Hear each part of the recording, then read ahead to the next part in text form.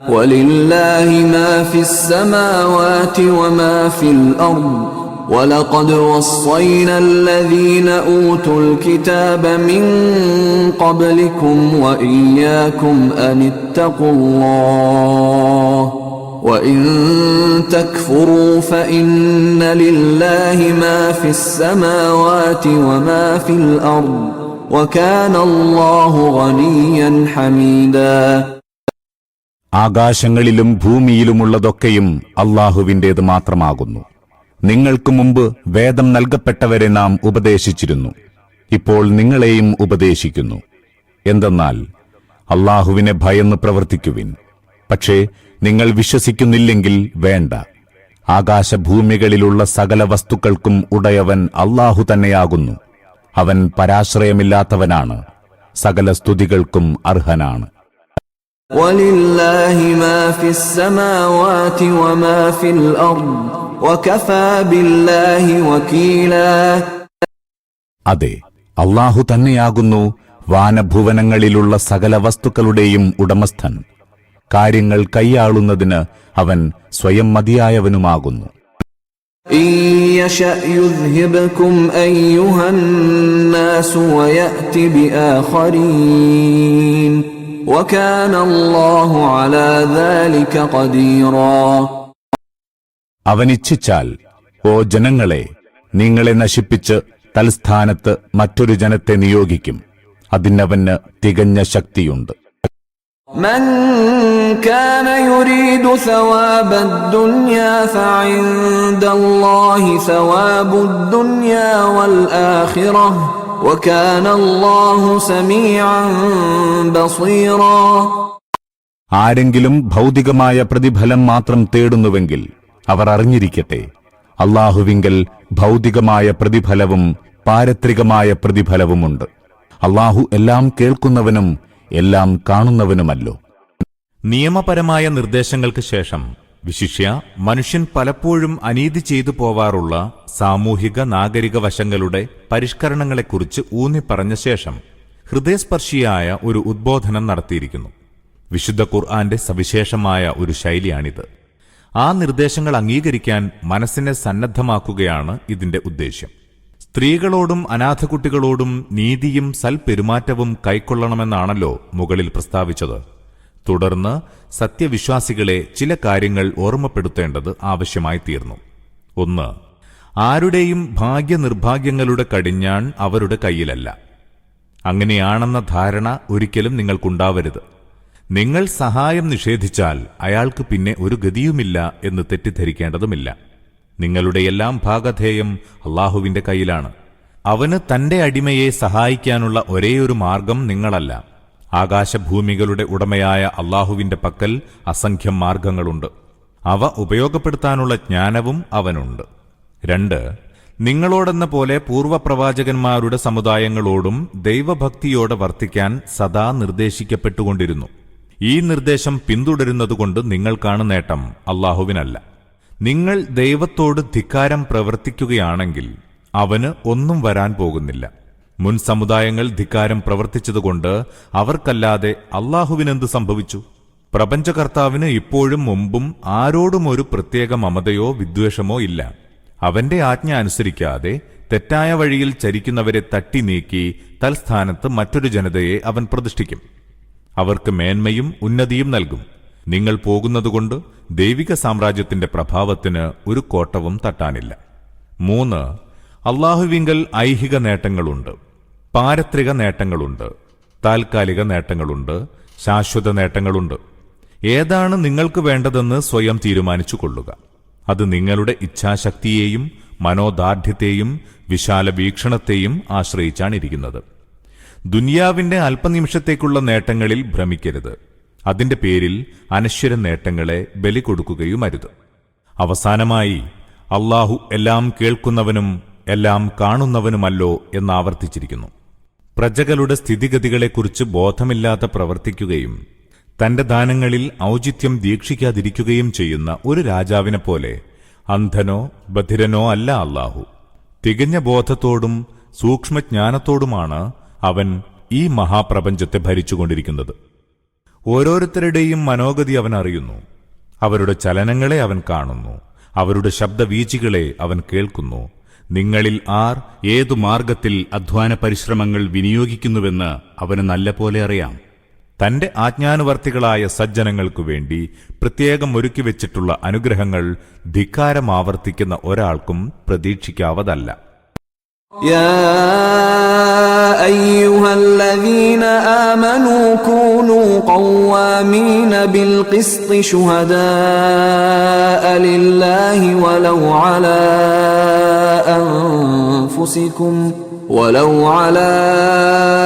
أنفسكم أو الوالدين والأقربين إن يكن غنيا أو فقيرا فالله أولى بهما فلا تتبعوا الهوى أن تعدلوا وإن تلووا أو تعرضوا فإن الله كان بما تعملون خبيرا. അല്ലയോ സത്യവിശ്വാസികളെ, അള്ളാഹുവിന്റെ സാക്ഷികളായിക്കൊണ്ട് നീതിയുടെ സംസ്ഥാപകരാകുവിൻ. നീതിനിഷ്ഠയുടെയും സത്യസാക്ഷ്യത്തിന്റെയും ഫലം നിങ്ങൾക്കോ നിങ്ങളുടെ മാതാപിതാക്കൾക്കോ ബന്ധുമിത്രാദികൾക്കോ എതിരായിരുന്നാലും, കക്ഷിധനികനാവട്ടെ ദരിദ്രനാവട്ടെ, അള്ളാഹുവാകുന്നു നിങ്ങളിലേറെ അവരുടെ ഗുണകാംക്ഷിയായിട്ടുള്ളവൻ. അതിനാൽ സ്വേച്ഛകളെ പിൻപറ്റി നീതിയിൽ നിന്ന് അകന്നു പോകാതിരിക്കുവിൻ. വളച്ചൊടിച്ചു സംസാരിക്കുകയോ സത്യത്തിൽ നിന്ന് ഒഴിഞ്ഞുമാറുകയോ ചെയ്യുകയാണെങ്കിൽ അറിഞ്ഞുകൊള്ളുക, നിങ്ങൾ പ്രവർത്തിച്ചുകൊണ്ടിരിക്കുന്നതൊക്കെയും അള്ളാഹുവിന് വിവരമുണ്ട്. നീതി പാലിക്കുക എന്നല്ല, നീതിയുടെ ധ്വജവാഹകരാകുക എന്നാണ് പറഞ്ഞിരിക്കുന്നത്. മുസ്ലിങ്ങൾ എന്ന നിലയിൽ ഈ സമുദായത്തിന്റെ കൃത്യം നീതി പാലിക്കുക മാത്രമല്ല, നീതിയുടെ സ്ഥാപനം കൂടിയാണ്. അനീതിയും അക്രമവും തുടച്ചുമാറ്റി നീതിയും ക്രമവും സംസ്ഥാപിക്കുകയും തദാവശ്യാർത്ഥം എല്ലാ ത്യാഗങ്ങളും വരിക്കുകയും ചെയ്യാൻ മുസ്ലിങ്ങൾ കടപ്പെട്ടിരിക്കുന്നു. അള്ളാഹുവിന്റെ സാക്ഷികളായി എന്നതിന്റെ താൽപര്യം അള്ളാഹുവിനു വേണ്ടി മാത്രമായിരിക്കണം മുസ്ലിങ്ങൾ സാക്ഷ്യം വഹിക്കുന്നത് എന്നാണ്. മറ്റാരുടെയെങ്കിലും പ്രീതിക്കോ സ്വാർത്ഥ താൽപര്യത്തിനോ അതിൽ ഒരു സ്ഥാനവും ഉണ്ടാവരുത്. ആരുടെയും മുഖം നോക്കാതെ സത്യത്തിന് മാത്രം സ്ഥാനം കൽപ്പിക്കണം. يا أيها الذين آمنوا بالله ورسوله والكتاب الذي نزل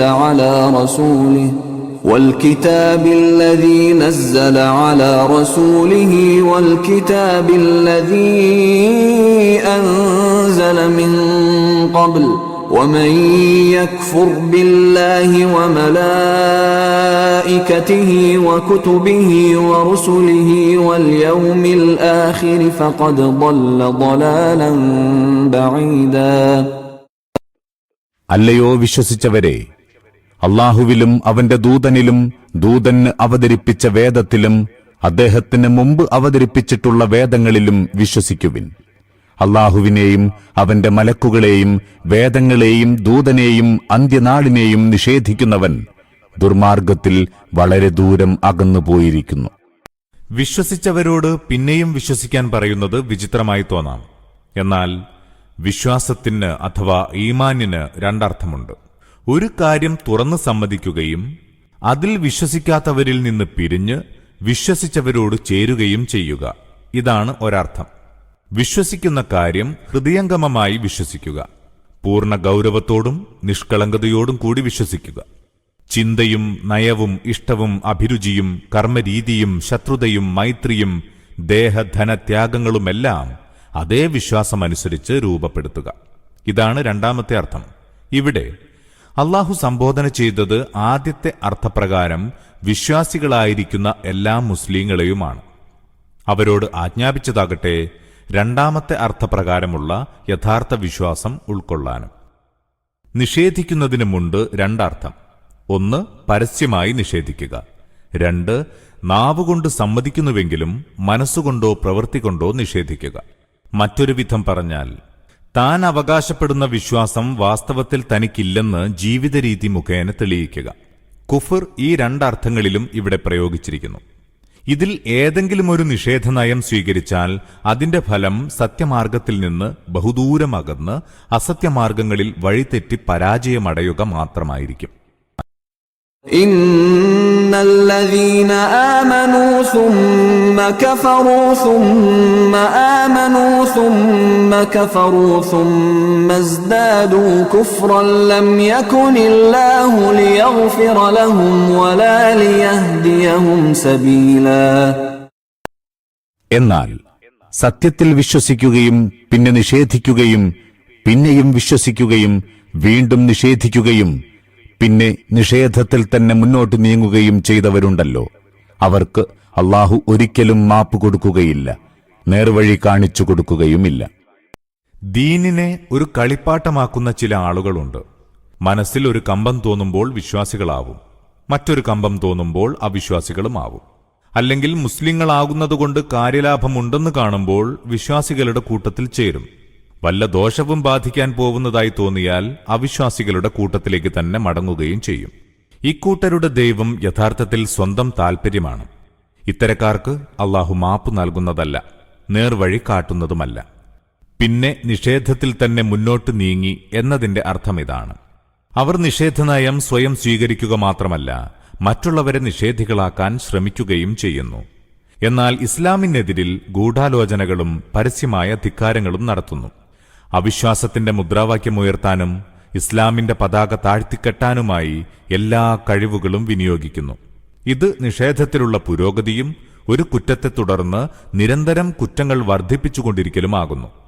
കേവലമായ നിഷേധത്തെ അപേക്ഷിച്ച് ഇതിന്റെ ശിക്ഷ തീർച്ചയായും കൊടിയതായിരിക്കും. ബശ്ശിരിൽ മുനാഫിഖീന ബിഅന്ന ലഹും അദാബൻ അലീമാ. കപടവിശ്വാസികളെ അവർക്ക് വേണ്ടി വേദനയേറിയ ശിക്ഷ ഒരുക്കിവെച്ചിട്ടുണ്ടെന്ന സുവാർത്ത അറിയിക്കുക. الذين يتخذون الكافرين أولياء من دون المؤمنين أيبتغون عندهم العزة فإن العزة لله جميعا. സത്യവിശ്വാസികളെ വെടിഞ്ഞ് സത്യനിഷേധികളെ മിത്രങ്ങളും രക്ഷകരുമായി സ്വീകരിക്കുകയാണവർ. അന്തസ്സിനു വേണ്ടിയാണോ അവരെ സമീപിക്കുന്നത്? എന്നാൽ അന്തസ്സത്രയും അല്ലാഹുവിനുള്ളതാകുന്നു. അറബിയിൽ ഇസ്സത്തിന് വിശാലമായ അർത്ഥമുണ്ട്.